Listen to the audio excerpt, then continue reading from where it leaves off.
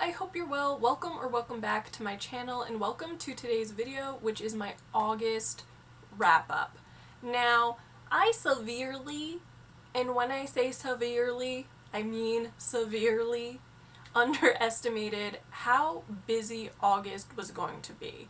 Not only was I trying to participate in 3 readathons, I was also trying to read books for Women in Translation Month separately, but there was a lot going on in my personal life. So for a few days, my grandmother was actually in the hospital. She's fine, but basically within days of her being sent home, we were celebrating her 100th birthday, and we had planned this like COVID-safe celebration with family members and friends who are as good as family to come and celebrate her life and honor her. And that just means that there was a lot of family time. There was about 2 weeks where it was just 24/7 family interaction, which is lovely, but also exhausting. And in addition to spending time with my family members, we were preparing for this party. I was making patis de natas from scratch. I was making my Levain style cookies in 2 flavors, raspberry and white chocolate and milk chocolate and butterscotch, in case anyone is wondering. And then in the midst of all of this, my father decided to have a garage sale, and work was a zoo. So it was a very busy, very exhausting month. But somehow I still managed to read 10 books, which I'm pretty pleased about. But I think because my August TBR was so ambitious, I still feel like I have a stack of books that I didn't manage to get to. And I would say that of all of the reading that I was trying to accomplish in August, the History Challenge definitely fell a little bit to the wayside. I did read for it, but nowhere near as much as I had intended or had hoped to. So it was a bizarre situation in August, not gonna lie. But why don't we talk about the books that I actually did get to, and I'll put timestamps in the description box for you, but I'll basically break this into 3 parts. I'll first talk about the Women in Translation reads, and then I'll segue over to the History Challenge books that I did get to, and then some miscellaneous things at the end. So, why don't we dive right in?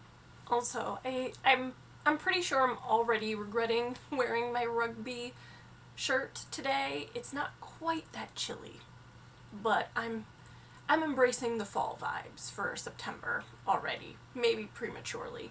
Anywho, let's talk about the Women in Translation books. Now, Women in Translation is something that I discovered as like a readathon and a theme for August last year, and it's something that I'm really passionate about, to the point that it was actually part of like my 2021 reading goals.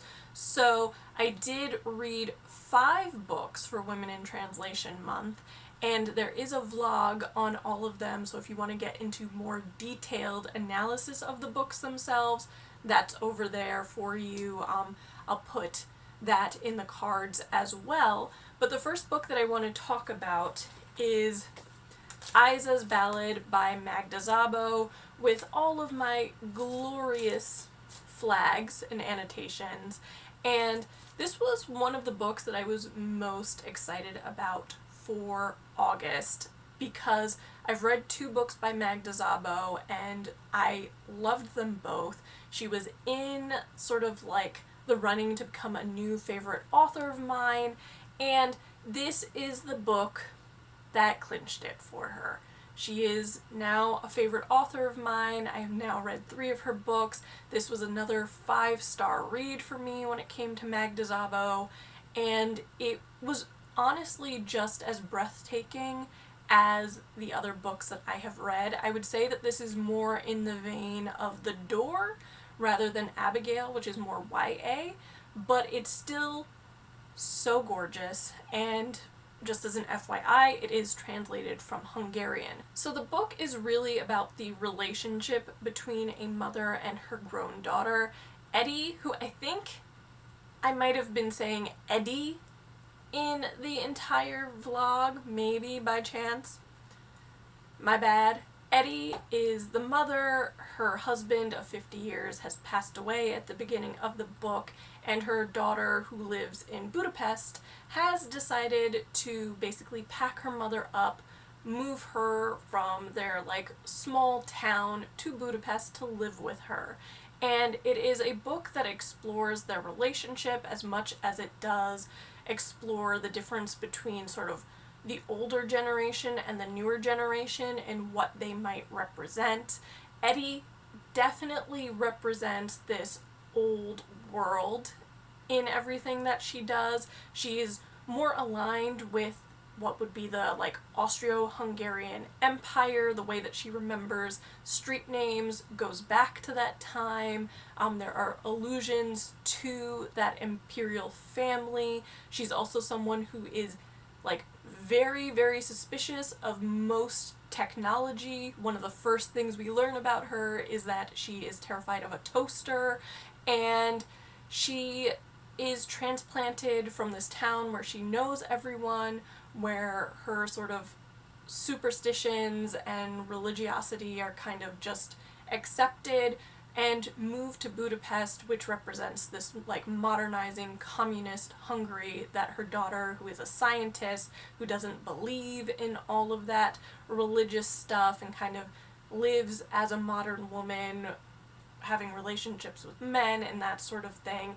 And it's their worlds colliding. But what I really loved about it is that Eddie is this older character, and there is this sort of lack of older characters in literature, in my opinion, as the main characters. Maybe not so much as supporting characters, but as the focal point of any piece of literature.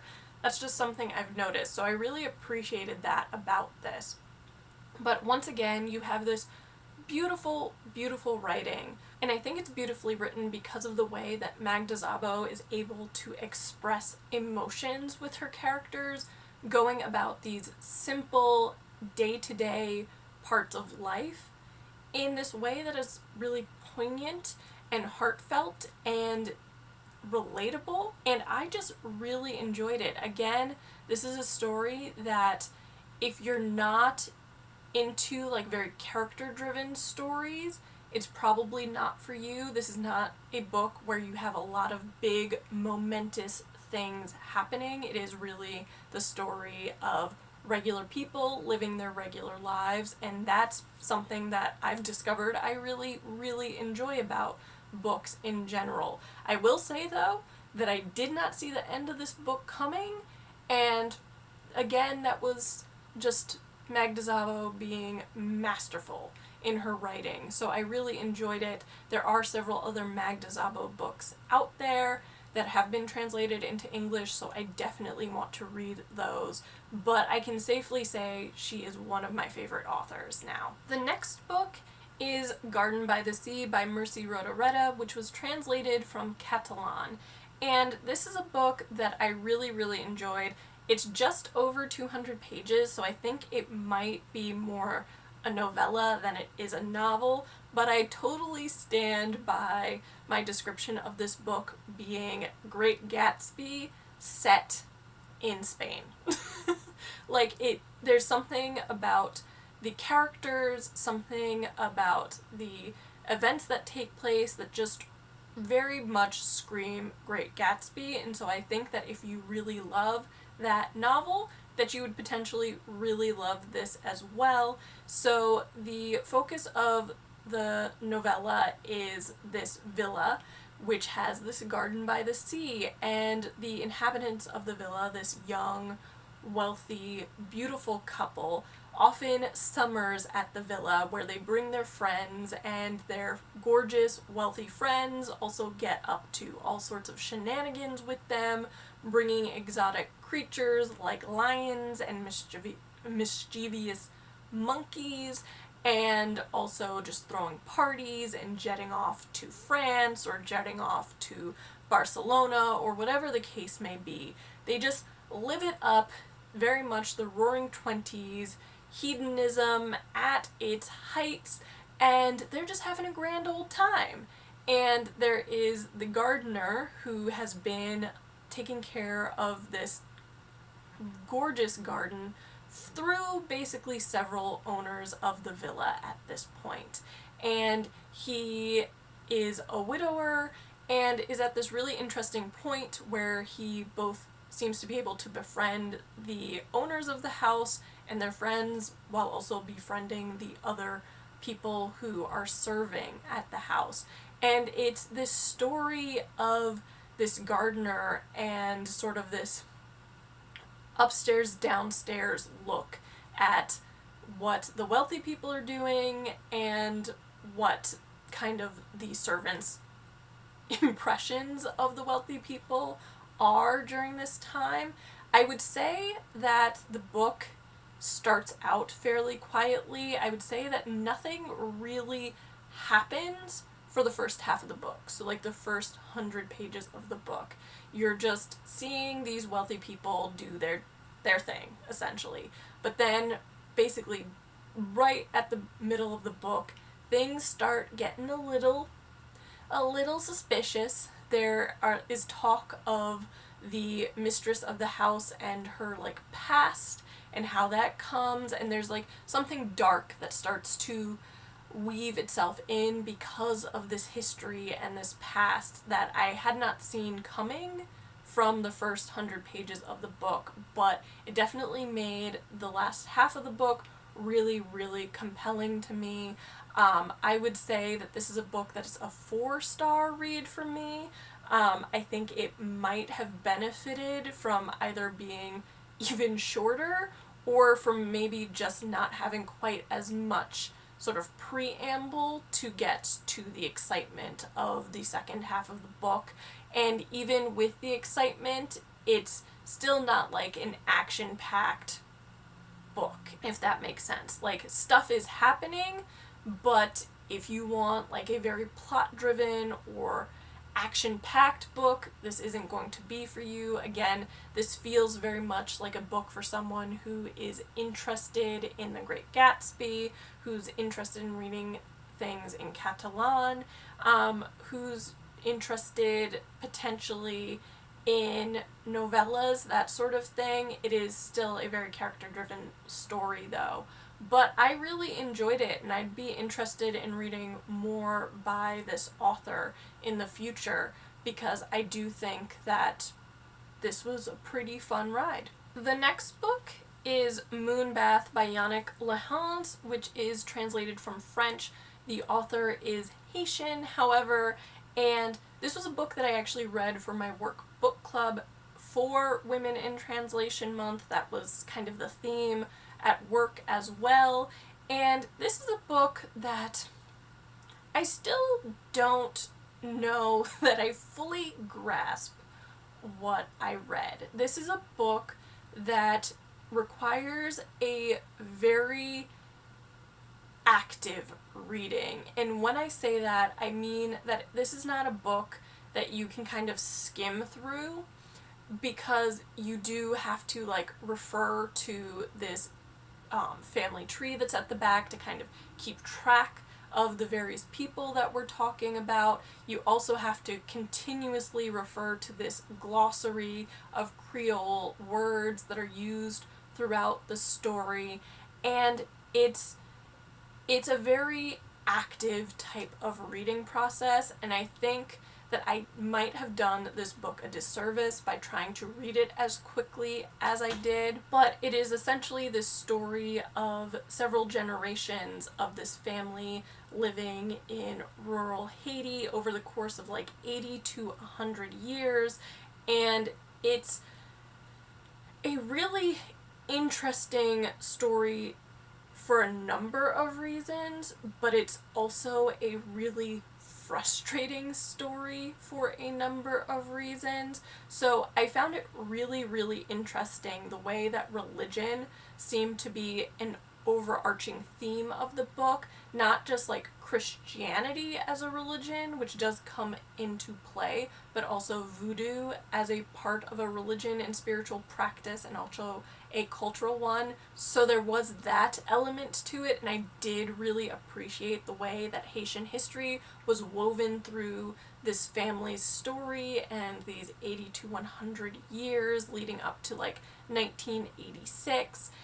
but there were some things that were a little bit frustrating about the reading. I do feel like it's a book that is slightly ambiguous.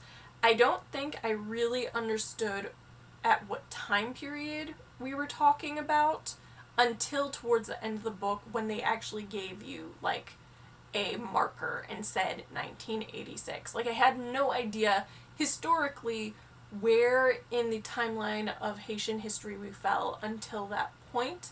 And I feel like that ambiguity is going to be something that bothers some people potentially. I know it bothered me a little bit. I'd also say that this is a book that isn't going to be for everyone because it is a pretty violent book.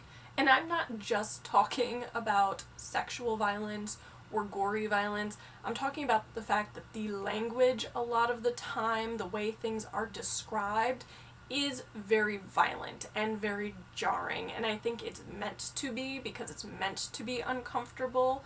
But because of those elements, this is not a book that I would recommend to anyone who is squeamish or has a problem with violence in general in books. So that could be potentially frustrating for others as well.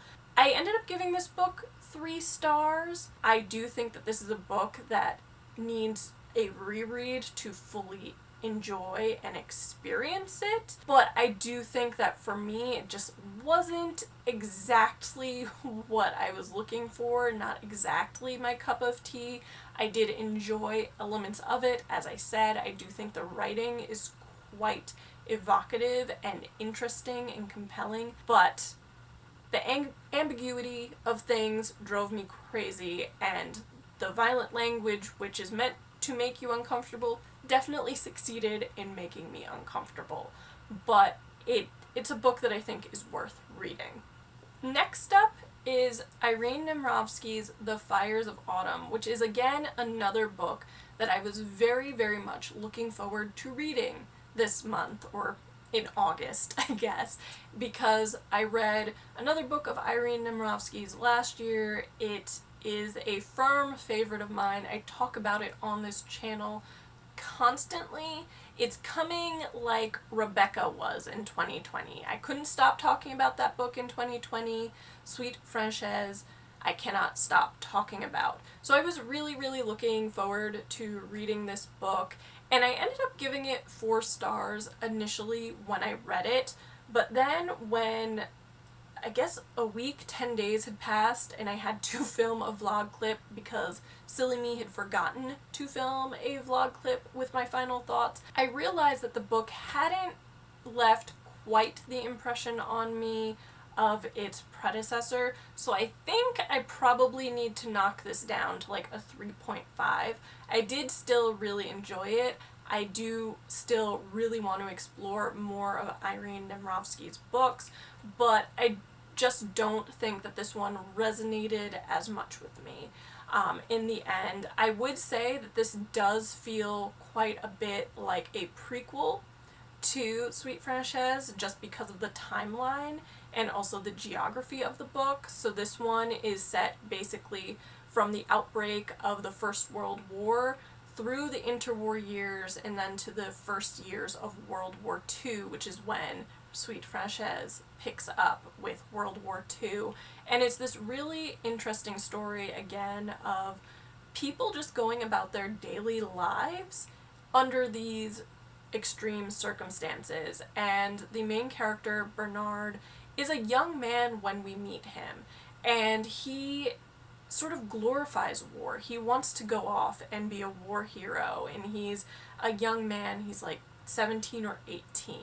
He goes off to war in the First World War and sees the death and destruction, and he ends up being very disillusioned by it. And this is really the book that explores sort of his maturation. For me, it did read a lot like a coming-of-age story from this sort of optimistic, hopeful young man to someone who is more cynical in nature, and it was really compelling in that way. I really did enjoy the journey, but like I said, something just didn't click as much this time around, and I don't think it left nearly as much of an impression at the end, but it was still worth reading. Still really enjoyed it. I think that Irene Nemirovsky is another one of these authors who is kind of in the running to become a new favorite author of mine. I still plan to read other books of hers and see how I get along with those, but this would be a great book if you want something that is fairly quick read and easy read that explores World War I and those interwar years with just a smidge of World War II thrown in at the end. The next book is one that I listened to as an audiobook, and this book, it wrecked me in the best way possible. The book I'm talking about is The Unwomanly Face of War by Svetlana Alexievich, and this is an oral history of Soviet women living during World War II. So essentially the author, Svetlana Alexievich, went around interviewing these women who had lived through the Second World War. And these are women who were involved in the fighting. They might have been snipers, they might have been partisans, they might have driven trucks or been spies or been couriers, they might have been nurses taking care of the sick, they might have been just living through these circumstances of the war. Basically anything that a Soviet woman could have been doing during the Second World War, this book covers it.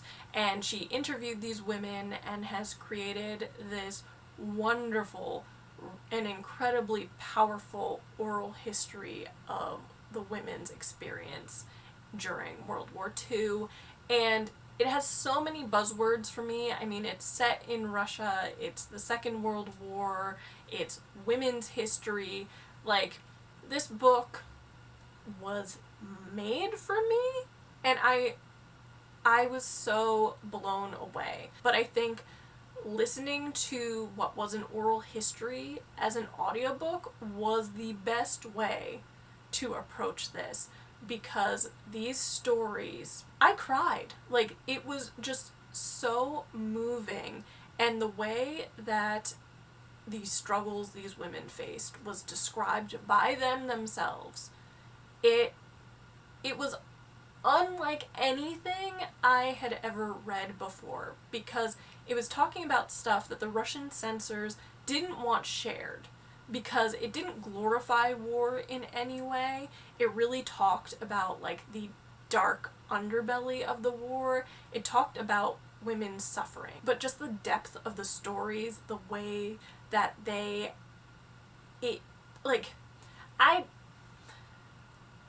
just read it. Like,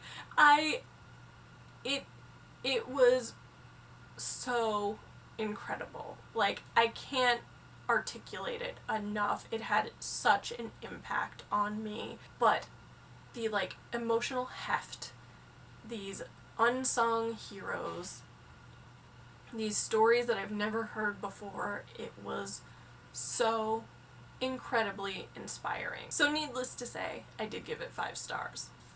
So The Unwomanly Face of War ended up being a book that I could use for the History Challenge and Women in Translation Month, even though it had not been a book that was initially on my physical TBR. But now I do want to move over to the books that I intended to read for the History Challenge, the ones that I got to at least. So the first book that I want to talk about is The Incredible Nellie Bly by Luciana Simonino, and this is a graphic biography, so it is filled with stunning illustrations, and they are very colorful and vibrant and poppy, and I loved that about it. So basically, I have never had much success with graphic novels, but I've been exploring the nonfiction side of graphic novel-esque books, I guess, and I've had some success there. I've read 2 other ones this year, and enjoyed both, so I wanted to give this one a try as well. And Nellie Bly is this figure that I feel like I touched upon her in this one particular moment in her like journalistic career. Nellie Bly was a female journalist at a time when journalism was a man's profession, basically like everything else in the world, and she really kind of broke boundaries because she had herself committed to an asylum so that she could write an expose on the conditions within those asylums. And that's the thing that I remember hearing about in history class. But I didn't know anything else about her. I didn't know anything that she had done for workers and factory workers in general. I didn't know that she had made this trip around the world that really kind of made her world famous. I knew none of that. I really couldn't have even have guessed. And so this book was successful in making me really interested in Nellie Bly and giving me this sort of primer on her life, making me want to read a more traditional biography on her that would have even more information than this one did. I did end up giving it 3 stars though, because while I do think that it succeeded in painting this really vivid picture of Nellie Bly and all that she accomplished and why her accomplishments paved the way for so many other journalists in the 20th and 21st century even, I still feel like it was very superficial. If I compare it to like the Hannah Arendt graphic biography that I read or the Red Rosa one that I read, I do feel like this one kind of dumbed things down a little bit more than I would have liked. The artwork though was really beautiful, and as I said, it made me interested in learning more about Nellie Bly, but like with the Hannah Arendt one, they referred to her texts throughout. Same thing with the Red Rosa one. Like there were references to so many people in their personal lives that also had historical relevance, and this just didn't have that impact or that heft to it. So it was pleasant, but I personally would have liked more from it. The next book is one that was actually on my August TBR as well, and that is Square Haunting by Francesca Wade, which is this nonfiction on 5 writers living in London during the interwar years. And the 5 writers that we're talking about are Virginia Woolf, Jane Harrison, Eileen Power, H.D., and Dorothy L. Sayers. Now, the conceit here is that these 5 women all lived in this particular square in London, Mecklenburgh Square, near Bloomsbury, at some point during their lives. In some cases, it's for very brief periods of time. In other cases, it's for years and years. But for whatever reason, these women were drawn to this particular location in London. What I do think this book did really well was look at the way in which these women and their lives were so radical. Like, they were not doing what was the norm during their time period. They were getting college educations.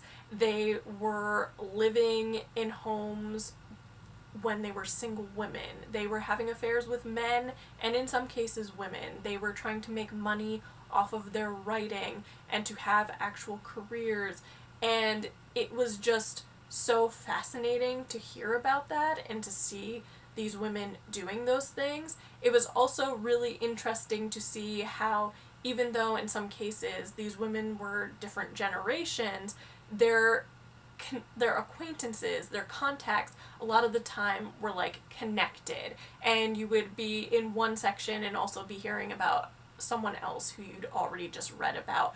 And so there were a lot of connections, and it was a lot of fun to follow them. But I do think that this is a book that it would have more of an impact. I think you would enjoy it quite a bit more if you were more familiar with any of the writers than I was. So I think if someone were a big fan of any of these women or had more of that context, I think that it would be really enjoyable for them. That's not to say that I didn't enjoy this book though. I ended up giving it 4 stars because it was really fun reading about writers, reading about their feminism, and it was just an interesting way to explore their lives. I will say that there were a few moments in this book that kind of dragged and felt a little bit on the drier side for me, but overall I was really interested in hearing about London during the interwar years, and I feel like this was actually an interesting book to have read after having recently read Flanneuse, which is all about like the like women traveling around cities. In particular, several chapters were on London and covered someone like Virginia Woolf. So I do think that that was an interesting experience having read that and then moved to this one. But yes, it was really good. I think if you are a fan of any of these writers, you would probably really enjoy it. And last, for my nonfiction reads for August, we have The Five by Hallie Rubenhold, and I am so late to the party on this one, like so late. I know The Five is like a booktube darling. I feel like every nonfiction booktuber that I follow has read this book and has like sung its praises, and this kind of just fell into my lap. I was on the Libby app scrolling and saw that there was an audiobook version of it available, so I was like, why not? It had not been planned, but I really did enjoy the audiobook quite a bit, and I think this was really fun considering I just finished watching Harlots, which was based on Hallie Rubenhold's other book, I think Covent Gardens, which was all about like sex workers in London during the, I guess, 18th century.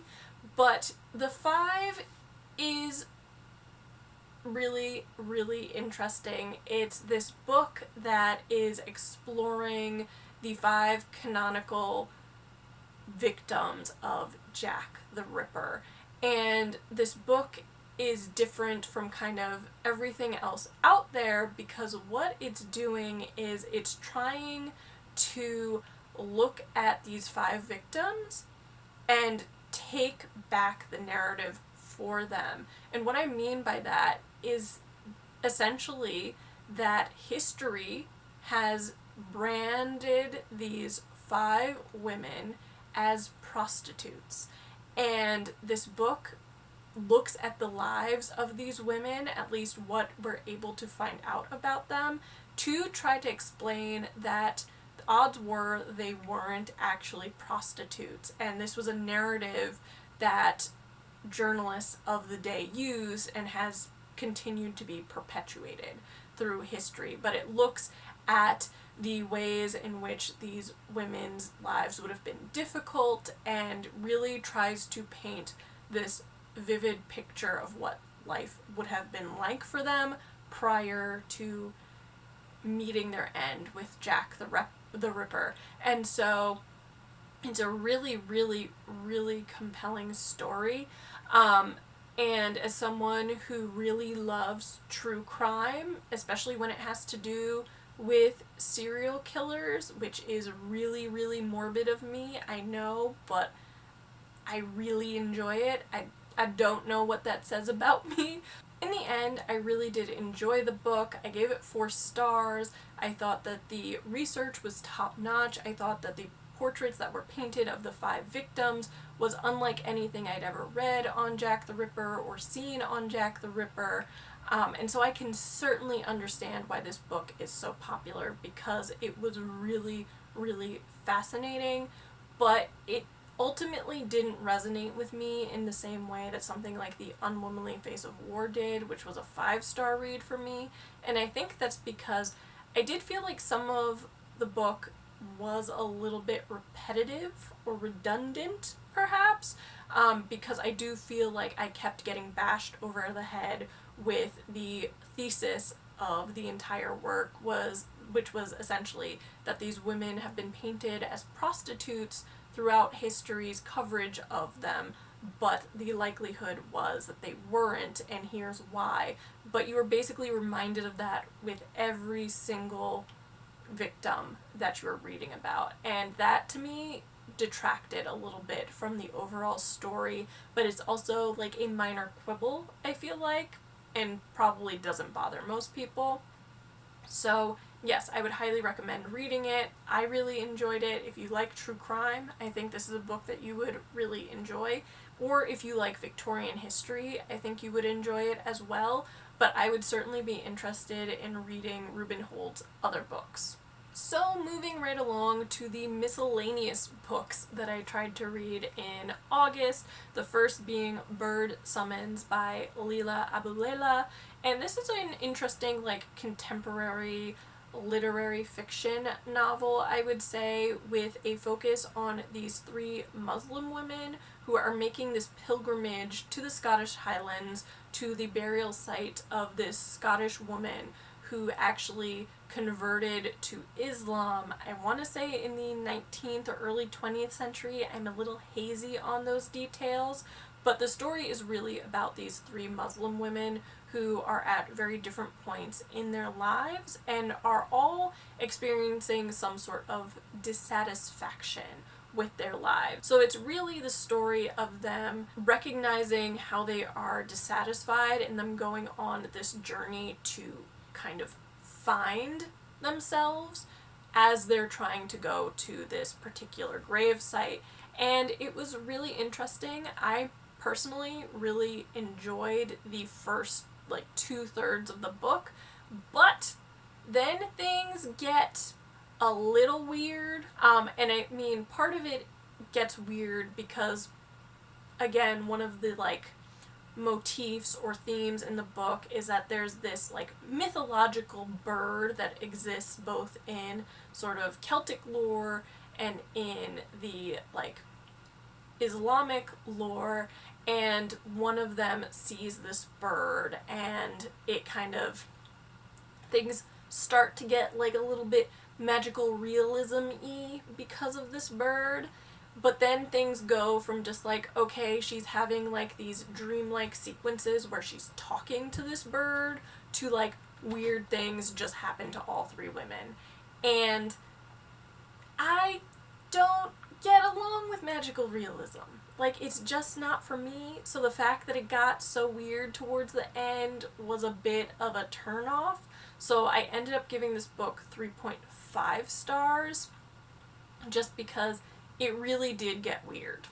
Like, I honestly don't know what I read towards the end of the book. And the last book that I read in August was An Affair to Remember by Graham Greene, which is a modern classic and is a book that was on my 5-star predictions list. Unfortunately, it was not a 5-star read for me, but it was a very respectable 4-star. And it is a very short book on the end of an affair, shocker, between Maurice and Sarah. And essentially, when the book starts, Sarah has been dead for about a year, and Maurice is recalling the course of their relationship, which was very obsessive and possessive in nature, to him having this almost obsessive hatred for Sarah now. And it is really uncomfortable how much he seems to hate Sarah. But it's this really sort of retrospective look at their relationship. And I can't say a ton about it because I would end up spoiling the book, but there is sort of this spiritual or religious element that comes into play. It is also a book that is set in part during World War II, during the Blitzkrieg in London, if anyone is interested. So there is a lot happening in the book, and I do think the writing style was interesting, but I would say that it is pretty like high literary, if that makes sense, in that it's not the like fastest read. It's something that kind of needs to marinate a little bit. I don't mind that, but it's definitely a book that requires a bit of a slower, more leisurely read to experience and enjoy. I did personally enjoy it, which is why I gave it a 4-star rating. But I do think I might actually enjoy both of the movie adaptations I've seen more. So that's something to keep in mind as well. But yeah, that's all I can really say about it, because if I say too much, I spoil it. So yeah, those are the 10 books that I ended up reading in August, which I think is a decent number of books, but I'm like literally looking at the stack of books from August that I did not get to read that were on my TBR, and it is like a stack. It is a healthy stack of books. So maybe this is just more a psychological thing than a reality thing at the end of the day. But I did really enjoy the majority of the books that I read. I had quite a few 4- and 5-star reads in here, some new favorites I'm gonna guess, so it wasn't a bad reading month after all. But I do hope you enjoyed this video, and if you did, be sure to give it a thumbs up, comment, and subscribe, and in the comment section, let me know what your favorite reads from August were. I'm always looking for recommendations. Thanks so much, and see you next time. Bye!